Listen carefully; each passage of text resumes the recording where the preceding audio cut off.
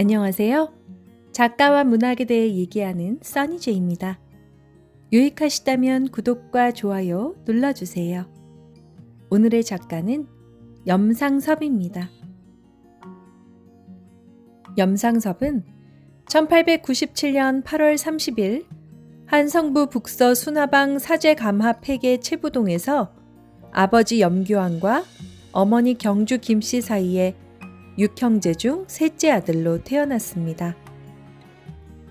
11살에 한성사범학교 부속 보통학교에 입학했지만 친일적인 학풍에 반발해 2년 만에 자퇴하고 보성소학교로 전학하였고 졸업 후 보성고등보통학교로 진학했습니다. 1912년 일본으로 유학을 떠납니다. 염상섭은 서울의 계명한 즉 신신문물의 밝은 집안에서 자랐기 때문에 그 당시엔 드물게도 조혼을 하지 않고 일본으로 유학을 떠났습니다.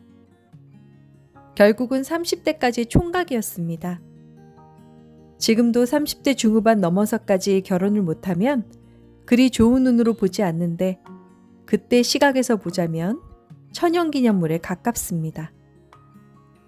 교토 제2부속중학교를 졸업하고 게이오기 주쿠대학 문과에 입학하여 사학과에 전입하였으나 1918년 병으로 자퇴합니다. 1919년 2월 8일 도쿄 조선유학생 학우회가 주도한 도쿄 28 독립선언 사건이 있은 뒤 혼자서 오사카 텐지노 공원에서 독립선언서를 발표했습니다.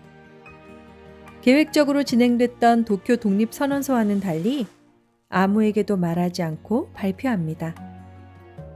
물론 발표할 때에는 오사카에 거주하는 노동자와 유학생이 모여 있었습니다.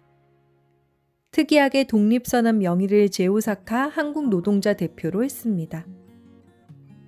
결국 일본 제국 경찰에 잡히기는 했는데 그 당시엔 독립선언을 불법으로 할 법규가 마련돼 있지 않아 쓰레기 불법 투기를 이유로 체포됐습니다. 이후로 재판을 받았는데 변호사를 대지 않고 직접 자기 변론을 하며 뛰어난 언변 실력을 보여서 일본 판사가 염상섭을 꽤 귀여워했다고 합니다.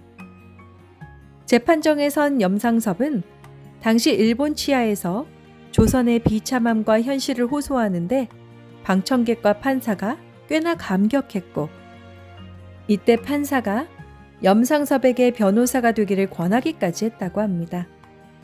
또한 일본 간수도 그를 귀여워해서 추록할 때 간수와 기념사진도 찍었다고 합니다. 그 후 그런 일이 이슈가 되어 귀국하고 동아일보 일기 특채 정치부 기자로 일합니다. 1920년 7월 김억, 김찬영, 민태원, 남궁벽, 오상순, 황석우 등과 함께 동인지, 폐허를 창간하고 김환의 자연의 자각에 대한 평가를 둘러싸고 김동인과의 논쟁을 벌였습니다. 1921년 표본실의 청개구리를 발표하며 소설가로 등단한 이후로 암야, 제야 등을 발표했습니다.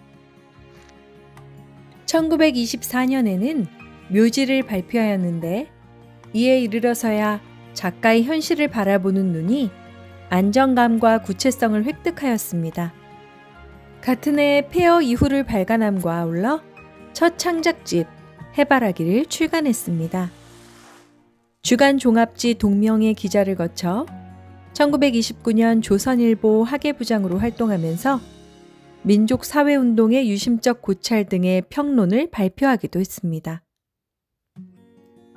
1920년대 염상섭은 대체로 당시 문단에 양대 세력을 형성하고 있던 민족주의와 사회주의 사이에서 중립적인 노선을 견지하고자 노력했습니다. 단편 윤정기를 통해 그의 가치 중립적 태도를 엿볼 수 있습니다.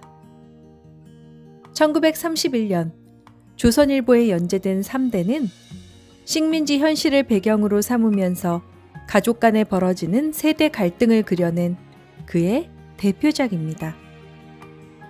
서울의 한 중산층 집안에서 벌어지는 재산 싸움을 중심으로 1930년대 여러 이념의 상호관계와 함께 유교 사회에서 자본주의 사회로 변모하고 있는 현실을 생동감 있게 그려내고 있습니다. 이 작품의 속편으로 무화과를 내놓은 이후로 모란꽃 필 때 그 여자의 운명과 같은 통속 소설을 발표했다가 1936년 만주로 건너가 만선일보의 주필 겸 편집국장으로 활동했습니다. 파리로 광복 후 귀국해서 1946년 경향신문 편집국장이 되었으며 두파산, 일대 유업과 같은 작품을 발표했습니다.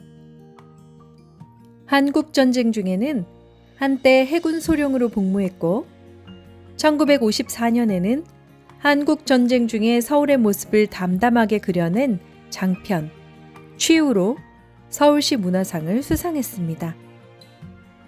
1955년 서라벌예대 초대학장을 지냈으며 이듬해 제3회 아세아 자유문학상, 1957년 예술원 공로상, 1962년에는 3일 문화상 예술부문 본상을 수상했습니다. 1963년 3월 14일 직장암으로 사망했습니다.